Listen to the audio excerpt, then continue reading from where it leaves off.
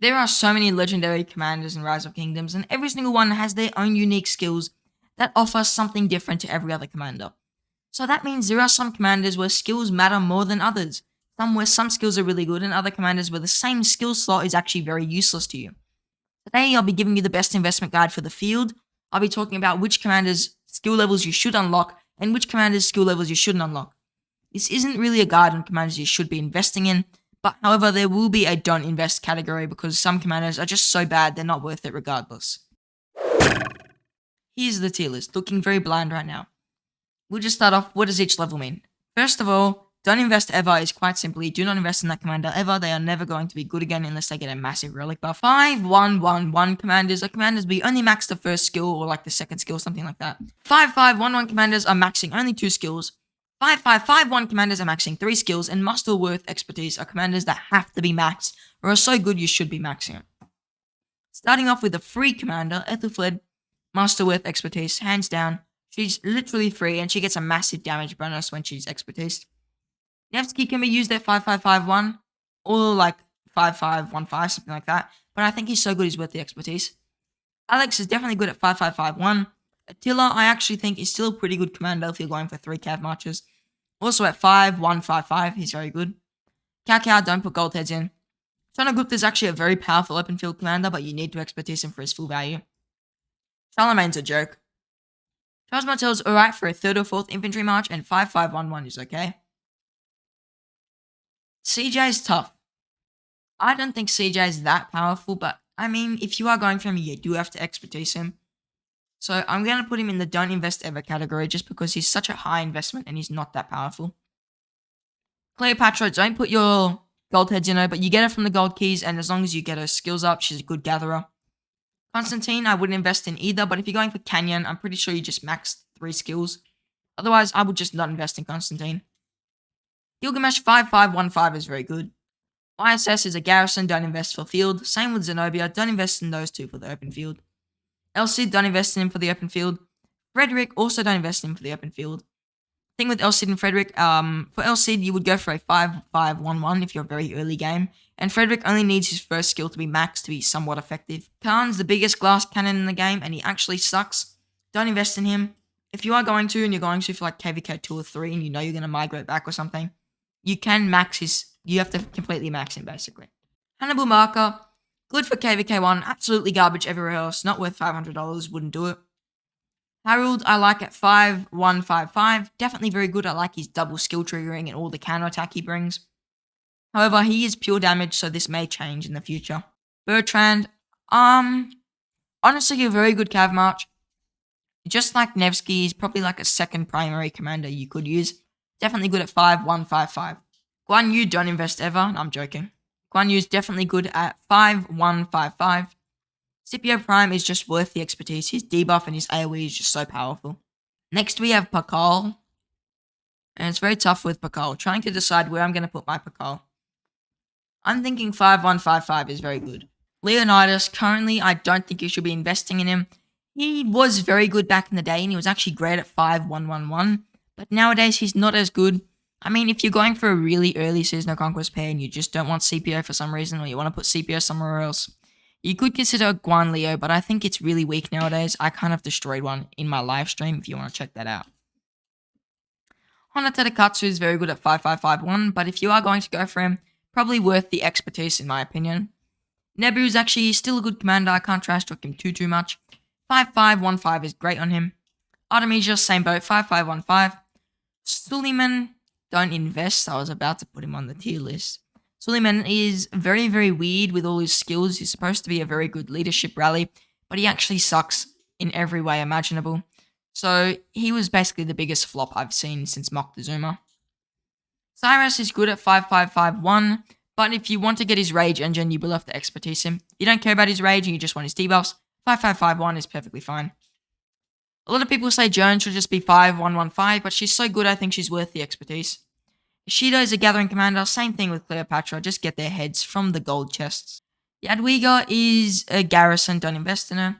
Julius Caesar is oddly strong if you put him with XY, so I'm going to actually put him at 5-5-1-1.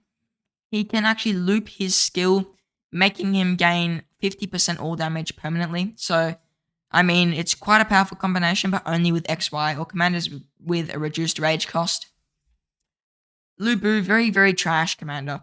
Mehmed, actually very good at 5511. He has massive AoE, so I really do like that about Mehmed. Minna, I think is definitely very good at 5515, I'm pretty sure. Whichever his barbarian skill is, you skip that skill and then you get the other two skills. Definitely a powerful open field commander, but sadly costs money. He is worth the expertise if you are willing to buy the bundle though. Mulan is probably a 5515 commander. You want to skip her skill that gives experience. Her other two skills are actually very powerful for buffing your marches. Ragnar, don't invest. I'm going to say don't invest at the moment on Ramses. He is powerful, but he's not worth the investment currently. I don't think he has much longer as a meta march in the open field. Richards, don't invest unless you're AoE barbing, but even then you could just use like a Boudica Prime. Saladin's 5551, I'm pretty sure. Whichever, there's a skill in there that's not very good and you'll be able to find out. Flavius, not good. Jan Ziska, not good for the field. Sagan, max, in my opinion. Either you go for 5550, you don't get that third skill, so you don't take him to his 4th star, or you just expertise him. It's either of those. Tarek, I actually think is pretty good in the field at 5155. Boudica is worth the expertise if you don't want her silence reduction, though, and like the chance to shrug off silence. She's very good at 5551. Let me just say one thing, though. I think Zhu Lang is going to have an exact 20% chance to shrug off control effects. So he's going to be probably needed with Boudica's expertise. So I think right now, just wait for Zhu Lang, and then we'll see whether Boudica is a must expertise or a 5551.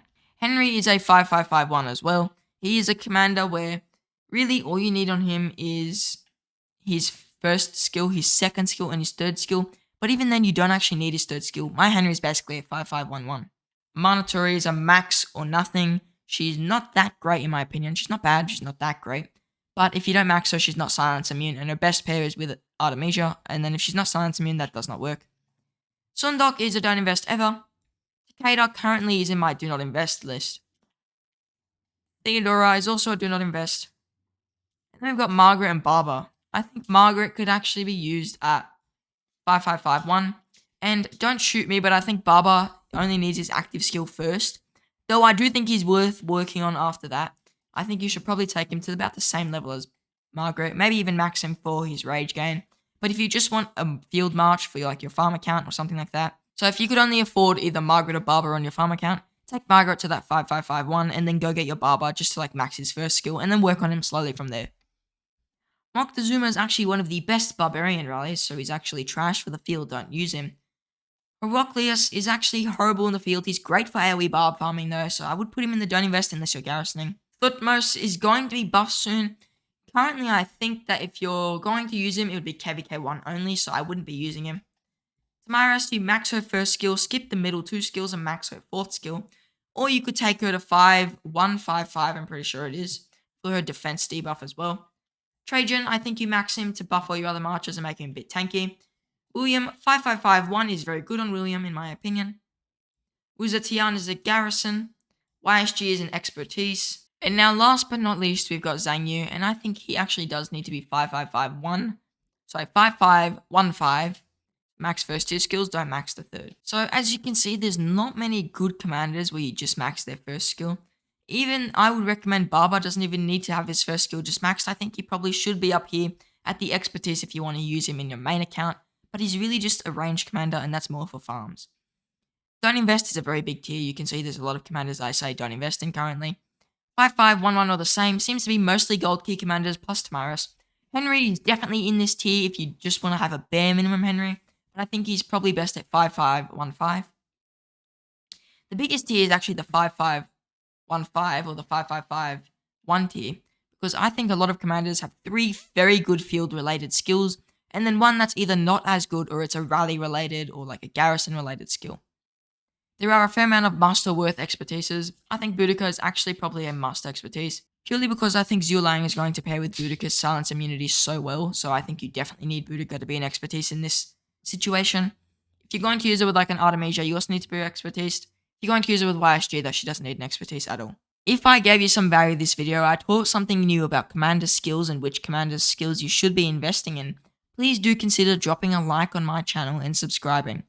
If you are interested in any other types of commander videos, particularly which commander is actually good investments right now, then do check out my other video where I go very in-depth on which commanders are good. I'm using the same tier list format, so it's very easy to follow along. I thank you for watching, and I hope to see you in the next one.